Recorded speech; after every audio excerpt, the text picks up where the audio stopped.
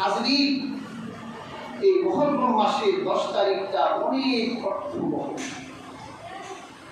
আল্লাহ পাক এই দিন দুনিয়া সৃষ্টি করেছেন, আবার কিয়ামত দিবেন এই দিনের শুক্রবার।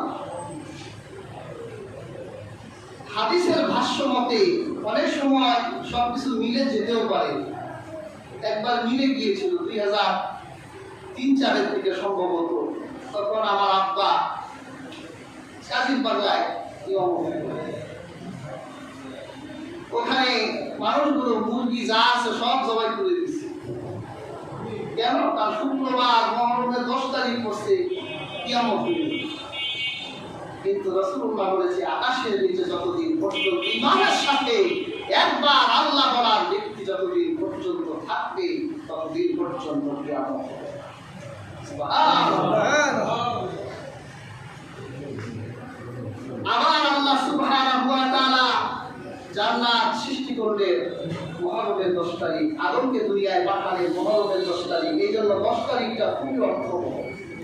তবে ইতিহাসে রাসূলুল্লাহর ওফাতের প্রায় 50 বছর পর ইতিহাসে এক নির্মম ঘটনা ঘটেছিল, যেটা 10 মুহররমের সাথে সম্পৃক্ত না, কিন্তু 10 মুহররম এসে গেলে ইতিহাসের সেই কালদিনটির কথাও আমাদের মনে পড়ে যায়। আল্লাহর হাবিবের বাগানের ফুটন্ত ফুল, রাসূলুল্লাহ হাদিসে বলেছে, আলা হুসাইন, হুসাইন মিন্নি, হুসাইন আমার, আমি হুসাইন। সুবহানাল্লাহ। রাসূলুল্লাহ নাতিদেরকে এত ভালোবাসতেন। দুনিয়ার মধুর যত সম্পর্ক আছে এর মধ্যে অন্যতম মধুর একটা সম্পর্ক নানার সাথে নাতির সম্পর্ক, ঠিক না? রাসূলুল্লাহ যখন বাজারে যেতেন, বাজার থেকে ফেরার সময় নাতিদের কথা মনে পড়লে নাতিদের জন্য কিছু নিয়ে আসতেন। একবার রাসূলুল্লাহ ফাতেমার বাড়ির উঠানে দাঁড়িয়ে ডাক দিচ্ছেন, আইনা লুকা, আইনা লুকা, এই বাড়িতে কোনো খোকা আছো? খোকা। দরজাটা খুলে ইমাম হাসান দৌড়তে রাসূলুল্লাহ বুকের উপর দৌড়ে গিয়ে ছাড়তে রাসূলুল্লাহ চুমা দিলেন। সাহাবীদেরকে বলল, তোমরা এই শিশুটিকে দেখো। আকাশে হাত তুলে দোয়া করলেন, হে আল্লাহ, আমি মুহাম্মদ সাল্লাল্লাহু আলাইহি সাল্লাম এই শিশুটিকে ভালোবাসি, তোমরাও এই শিশুটিকে ভালোবাসো। যে এই শিশুটিকে ভালোবাসবে তাকে আল্লাহ ভালোবাসবে। সুবহানাল্লাহ। তাহলে হাসানকে ভালোবাসবে আল্লাহ, যে ভালোবাসবে তাকে আল্লাহ ভালোবাসবে। যে হুসাইনকে ভালোবাসবে আল্লাহ তাকে ভালোবাসবে। সেই ভালোবাসার প্রতিদান ফুরাতের প্রান্তরে কারবালার মাঠে কুফাবাসীরা দিতে পারল না। শত শত চিঠি পাঠিয়েছিল, আপনি আসেন আসেন আসেন। তিনি তো গেলেন।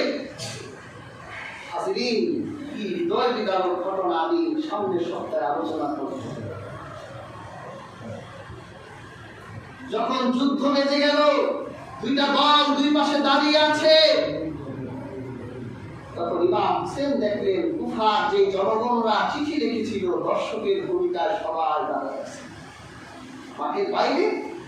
তখন ইমাম হোসেন চিঠি বের করে নাম ধরে বলল, হেরে অমুক, তুই আমাকে চিঠি লিখেছিলি না? আপনি কোথায় আসে? আগে আমাদের জীবন দিতে হবে, তুই ওখানে দাঁড়িয়ে আছিস। আজ দর্শকের ভূমিকা পালন করছি, সে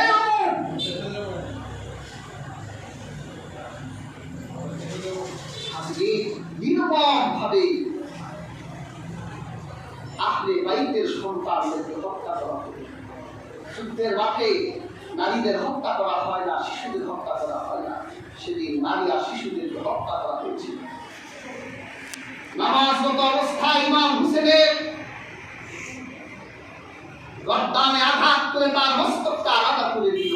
তাদের কাছে কি হাদিস পৌঁছায় নাই যে শিশুটিকে যে ভালোবাসবে তাকে আল্লাহ ভালোবাসবে? তারা জানতো না। তারপরে সেই দেহটা উঠলে ঘোড়ার বিষাক্ত পায়, সেই দেহটা চূর্ণ বিচূর্ণ করে দেওয়া হলো। ওরা কি জানতো না যে এই দেহটাকে যে ভালোবাসে তাকে আল্লাহ ভালোবাসে? ওই দিন সন্ধ্যাবেলায় আমের নামের এক ব্যক্তি ছিলেন, তিনি ইমাম হোসেনের সাথে কারবালায় শহীদ হয়েছিলেন। সে আমের স্ত্রী বলল, শুনলাম কারবালার প্রাণ করে আমার স্বামী শহীদ হয়ে গেছে। তার গোলামকে কাফনের একটা কাপড় দিয়ে বলল, তুমি মাটি দিয়ে দেখো আমার স্বামী কোথায়, তার একটু কাপড় করে আসো। হাজির, সেই গোলাম যখন কারবালার মাঠে আসলেন, তিনি তার মালিককে খুঁজতেছিলেন। তিনি খুঁজতে খুঁজতে দেখলেন ইমাম হোসেনের ছিন্ন বিচ্ছিন্ন দেহটা কারবালার প্রান্তরে পড়ে আছে। গোলামের চোখ দিয়ে পানি ঝরতে লাগলো। এই দেহটার সাথে এত নির্মম আচরণ, আর আমার মালিককে যদি এখন আমি কাপড়ের কাপড় পরায় দেই, আর আমার হুসাইন যদি কাপড়ের কাপড় না পায়, আল্লাহর কাছে কি জবাব দিব? নিজের মালিককে রেখে ইমাম হোসেনকে একজন গোলাম কারবালার প্রান্তরে দাফন করেছে।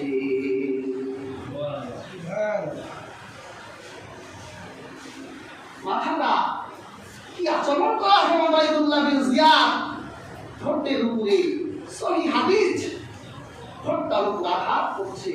রাসূলুল্লাহ সাহাবী হযরত আনাস সেখানে দাঁড়ায় বলল, থামো, বেয়াদবি করছো। আমি অসংখ্যবার দেখেছি আল্লাহ হাবিবের ঠোঁটটার ভিতরে চুমু দিয়েছে।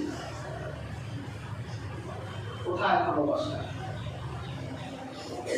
মুখের ভালোবাসা ভালোবাসা না, হৃদয় দিয়ে ভালোবাসতে হয়। আশিকরাও ছিল, এটাই শেষ কথা বলছি। আশিকও ছিল। হেজাজের বাজারে এক আশিকা ছিল। যখন ইমাম হোসেনের মাথাটা ইয়াজিদের দরবারে পাঠাবে, তখন সেই ইমাম হোসেনের পরিবারে তার স্ত্রী জীবিত ছিলেন, ইমাম হোসেনের বোন জয়নাব জীবিত ছিলেন, একটা পুরুষ জয়নুল আবিদিন জীবিত ছিলেন। এই কয়েকজনকে দিয়ে হেজাজ দিয়ে তাদেরকে দামেস্কে পাঠানো হলো। হেজাজের বাজারে এক নারী, মদিনার মানুষ যদি শুনতো যে বাজারে ঢুকেছে, ওই মদিনার মানুষদেরকে খাওয়াবো। যখন শুনলো যে এক মদিনার একটা কাফেলা হেজাজের বাজারে আসছে, অনেক রান্না করে সেই কাফেলার কাছে গিয়ে বলল, আপনারা খান। তখন ইমাম হোসেনের বোনের চোখ দিয়ে পানি ঝরে পড়েছিল, আর বলেছিল, আমাদের সাথে এমন নির্মম নির্যাতন হয়েছে, এই রাস্তা দিয়ে আমরা এসেছি, আমাদের একটু খাবার তারা খেতে দেয় না। বোন, তুমি কে যে আমাদের এই হেজাজের বাজারে মেহমানদারি করবে? তখন সেই নারী বলেছিল, আমি মদিনার রাসূলুল্লাহর কন্যা ফাতেমার ঘরের দাসী ছিলাম। আমার যখন বিয়ের বয়স হয়ে গিয়েছিল, তখন ফাতেমা আমাকে বিয়ে দিয়ে দিলেন এই হেজাজের এক ব্যবসায়ীর সাথে। সেদিন আমার এত কষ্ট লেগেছিল, আহলে বাইতদেরকে ছেড়ে, মদিনা ছেড়ে, রাসূলুল্লাহর রওজা ছেড়ে আমি হেজাজ চলে যাচ্ছি। আমি আল্লাহর কাছে দোয়া করতাম, আল্লাহ মৃত্যুর আগে একবার হলেও আহলে বাইতের সাথে আমার একটা দিদার দেখাই দিও, তাদের মুখে আমি যাতে একটু খুরমা খেজুর খাওয়াই দিতে পারি, এই দোয়া আমি আল্লাহর কাছে করতাম। এই জন্য আমি মদিনার মানুষ পেলেই মেহমানদারি করি। তখন জয়নব বলল, তুমি যে ফাতেমার ঘরের দাসী ছিলা, তুমি কি জয়নবকে ছিল? হ্যাঁ, তখন ফাতেমার মেয়ে ছিল জয়নব, খুব ছোট দেখেছি। তুমি কি হাসান হুসাইনকে চেনো? আরে আমি তো হাসান আর হুসাইনকে কত তুলে নিয়েছি, যা গণনা করে শেষ করা যায় না। তুমি কি তোমার সেই হুসাইনকে দেখতে চাও? হ্যাঁ, আমি হুসাইনকে তো দেখতেই চাই, আমি তো আল্লাহর কাছে সেই ফরিয়াদ করি। তখন কাটা মাথাটা তুমি হাতে ইশারা করে বলেছিল, ওই যে তোমার ইমাম হোসেন নির্মম ভাবে শহীদ করে তার মাথাটা দামেস্কে পাঠানো হচ্ছে, ওই যে তোমার সেই ইমাম হোসেন। আমি হলাম ফাতেমার কন্যা জায়নাব, এই হলো ইমাম হোসেন।